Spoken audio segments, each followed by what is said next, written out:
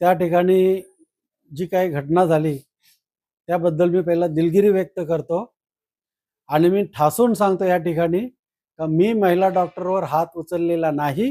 ही जी TV फुटेजमध्ये CC camera फुटेजमध्ये जे येते कॅमेऱ्याचा अँगलमुळे येत असेल ती महिला डॉक्टर माझ्या मुलीसारखी आहे म्हणून ती म्हणतो, एकेरी उल्लेख करतो ती माझ्या मुलीसारखी आहे. तिचे मॅरेज झाले का नाही ते पण मला माहिती नाही. सतत कानाला बोलत होते, आमची रिक्वेस्ट ऐकत नव्हती आणि त्यामुळे मी तुझा फोन ठेव बाजूला, आमची कंप्लेंट आधी घे, काय तर आमची तक्रार घे, ऐकून घे, एवढंच तिला बोललो. आणि मी त्या महिलेला मारलेलं नाही, आम्हाला बाळासाहेबांची शिकवण आहे, त्यामुळे महिलांवर आम्ही हात उचलला नाही आणि याच्यापुढे उचलणार नाही. आणि हे जे काय घडली घटना हॉस्पिटलच्या कमतरतेमुळे असेल तर ते हॉस्पिटल फुलफिल करण्याची जबाबदारी मी आतापासून चालू करेन. परंतु याच्या पुढे ज्यांच्यासाठी मी जे काम केलेलं आहे, ज्यांच्यासाठी मी धावून गेलो, जिच्यावरती संकट आलं होतं, अडचणीत आली होती, समस्या निर्माण झाली होती, त्यांच्याच तोंडून तुम्ही ऐका काय घडले ते त्या सांगतील तुम्हाला. यांनी मला बोलावलं, मी फोन केला यांच्याच फोनवरती, त्यांना फोन द्या सांगितलं डॉक्टरांना. डॉक्टरांनी माझे फोन घेतले नाही आणि 2-2, 3-3, 4-4 वेळेला प्रयत्न करून सुद्धा घेतला. ह्या सारख्या रडत होत्या. मला सिरियसनेस समजल्यामुळे मी तिथे गेलो आणि बाकीचे यांच्या तोंडून ऐका. मी 5:45 वाजल्यापासून माझ्या मुलीला मी सोनोग्राफी करायसाठी मी गेली. सोनोग्राफीमध्ये मी पोरगीची क्रिटिकल आहे म्हणून मी हॉस्पिटलला गेली. हॉस्पिटलला सांगितलं का त्यांनी तपासल्यानंतर सांगितलं का मुलगीची कंडिशन खूप खराब आहे. तर कंडिशन खराब आहे तर मग म्हटलं मॅडम तुम्ही ट्रीटमेंट करा काहीतरी.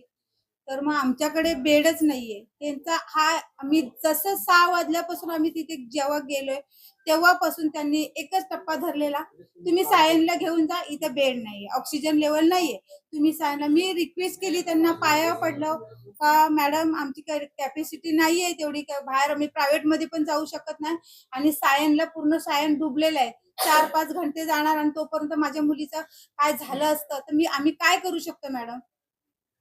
तुम्ही सांगा. आम्ही डॉक्टरांना आम्ही देव मानतोय, तुम्ही देवासारखे, तर तुम्ही आम्हाला काय पर्याय सांगा. आम्हाला तुम्ही 6 वाजल्यापासून ते 9 वाजेपर्यंत माझ्या पोरगीला तडपडत ठेवली त्या लोकांनी, पण त्यांनी काय ट्रीटमेंट पण केली नाही आणि बेडच नाही म्हणून सांगितलं. म्हटलं एक नॉर्मल डिलिव्हरीची पेशंट होती, ठीक आहे म्हटलं आम्ही 1 तास थांबतो. एक लेडीज म्हणजे ऑक्सिजन म्हणजे त्या मुलाला जर ऑक्सिजन लेवल नसेल पाहिजे असेल तर मग म्हटलं माझ्या मुलाला मिळेल, माझ्या नातीला मिळेल. तुम्ही इथं, पण मला इथंच सीजर करायचं आहे आणि मला इथंच ठेवायचं माझ्या मुलीला, कारण का आमची कॅपॅसिटी नाहीये. पुढे काय झालं मग, तुम्ही काय केलं पुढे? मग पुढे त्यांना आम्ही रिक्वेस्टच करतो, ते लोक बोलतात सायनलाच घेऊन जा.